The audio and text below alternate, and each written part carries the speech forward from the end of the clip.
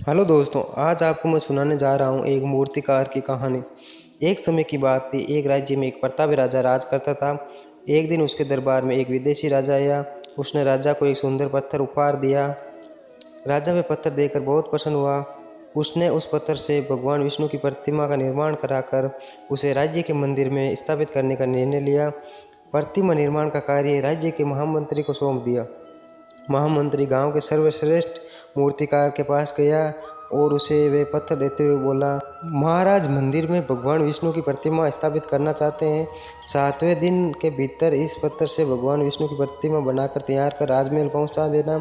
इसके लिए तुम्हें 1000 स्वर्ण मुद्राएं दी जाएगी।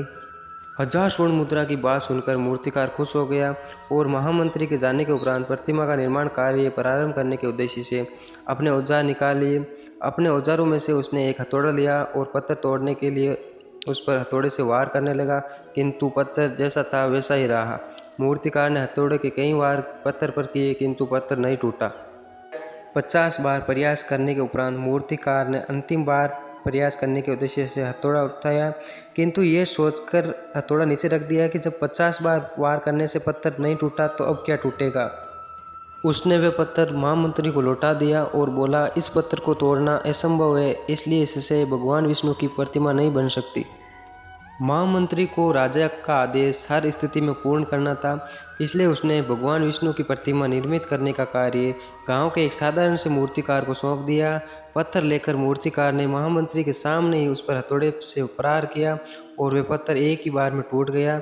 पत्थर टूटने के बाद मूर्तिकार प्रतिमा बनाने में जुट गया। इधर महामंत्री सोचने लगा, अगर पहला मूर्तिकार एक और प्रयास करता तो वो सफल होता और 1000 स्वर्ण मुद्राओं का वो हकदार होता। दोस्तों, इस कहानी से हमें ये सीख मिलती है कि कई बार हम एक दो प्रयास में असफलता मिलने पर आगे प्रयास करना छोड़ देते हैं, जबकि हो सकता है कि कुछ और प्रयास करने से कार्य पूर्ण हो जाता है। यदि जीवन में सफलता प्राप्त करनी है तो बार बार असफल होने पर भी तब तक प्रयास करना नहीं छोड़ना चाहिए जब तक सफलता नहीं मिल जाती।